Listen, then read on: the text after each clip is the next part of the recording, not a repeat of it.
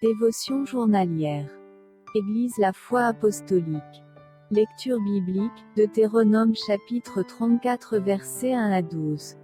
Il n'a plus paru en Israël de prophète semblable à Moïse, que l'Éternel connaissait face à face. Deutéronome chapitre 34 verset 10. Lorsque je postulais pour un emploi après avoir obtenu mon diplôme universitaire, j'examinais les lettres de recommandation que mes professeurs avaient écrites pour moi, et une lettre avait particulièrement attiré mon attention. Cette lettre de recommandation était très flatteuse et vantait largement mes réalisations. Comme j'avais vivement envie de scruter le bas de la lettre pour savoir qui avait une si haute opinion de moi, je m'étais souvenu, à ma grande déception, que j'avais écrit la lettre moi-même. Un de mes professeurs moins consciencieux m'avait demandé de rédiger ma propre lettre de recommandation, et qu'il la signerait simplement. Inutile de dire que je n'étais pas à moitié aussi impressionné par cette lettre de recommandation quand je m'étais souvenu que j'étais le réel auteur.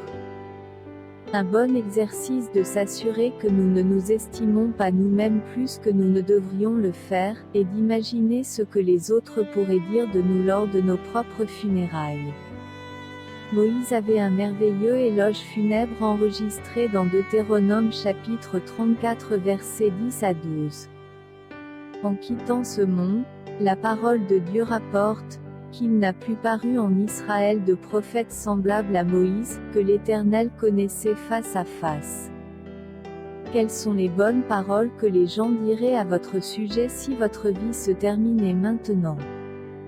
Dans l'histoire du cœur de l'homme, Al et Alice Gray ont noté les paroles que les enfants de Dick Wimmer ont écrites dans leur communiqué du service commémoratif.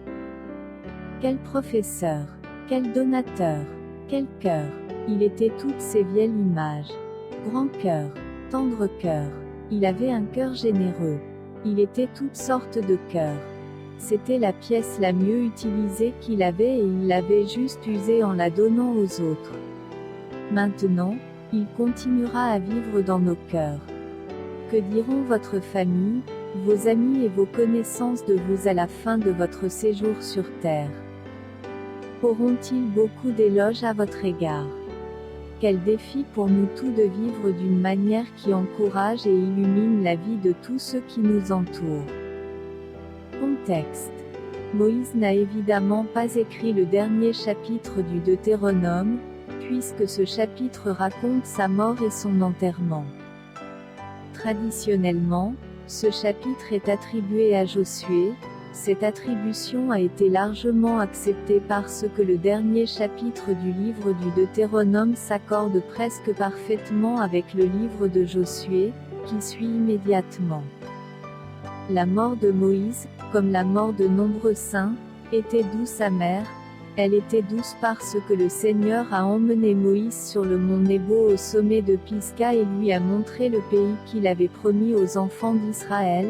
Mais c'était amer parce que Moïse lui-même n'a pas été autorisé d'entrer dans la terre promise en raison de sa désobéissance antérieure. Cependant, il est dit au verset 5, Moïse, serviteur de l'Éternel, mourut là, dans le pays de Moab, selon l'ordre de l'Éternel. Le sens littéral du verset est, il est mort selon la parole du Seigneur, ce qui a été interprété comme signifiant, qu'il est mort par l'approbation du Seigneur, suggérant que bien que Moïse n'entre pas dans la terre promise, son cœur était rempli de paix quand il a finalement vu tout ce que Dieu avait promis. La désobéissance peut être coûteuse. Parce que les enfants d'Israël ont désobéi à Dieu et ont refusé au début d'entrer dans la terre promise, ils ont dû organiser de nombreuses funérailles dans le désert. Si les nombres étaient également répartis, cela reviendrait à environ un enterrement toutes les 20 minutes, 24 heures par jour, pendant 40 ans.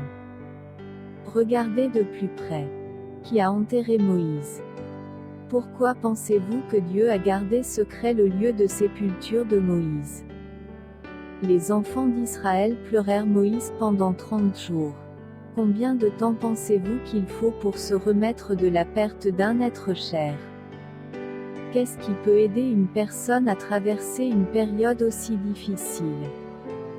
Conclusion. Vous n'écrivez pas votre propre éloge funèbre, mais votre vie vous appartient pour vivre pour la gloire de Dieu. Bonne journée à vous. Chapitre 34. Moïse monta des plaines de Moab sur le mont Nebo, au sommet du Pisga, vis-à-vis de Jéricho. Et l'Éternel lui fit voir tout le pays. Galaad jusqu'à Dan, tout Nephtali, le pays d'Éphraïm et de Manassé, tout le pays de Juda jusqu'à la mer occidentale, le Midi, les environs du Jourdain, la vallée de Jéricho, la ville des palmiers, jusqu'à Tsoar. L'Éternel lui dit, « C'est là le pays que j'ai juré de donner à Abraham, à Isaac et à Jacob en disant, « Je le donnerai à ta postérité. » Je te l'ai fait voir de tes yeux, mais tu n'y entreras point. Moïse, serviteur de l'Éternel, mourut là, dans le pays de Moab, selon l'ordre de l'Éternel. Et l'Éternel l'enterra dans la vallée, au pays de Moab, vis-à-vis de Beth-péor. Personne n'a connu son sépulcre jusqu'à ce jour. Moïse était âgé de 120 ans lorsqu'il mourut. Sa vue n'était point affaiblie, et sa vigueur n'était point passée. Les enfants d'Israël pleurèrent Moïse pendant 30 jours dans les plaines de Moab. Et ces jours de pleurs et de deuil sur Moïse arrivèrent à leur terme. Josué, fils de Nun, était rempli de l'esprit de sagesse, car Moïse avait posé ses mains sur lui. Les enfants d'Israël lui obéirent et se conformèrent aux ordres que l'Éternel avait donnés à Moïse.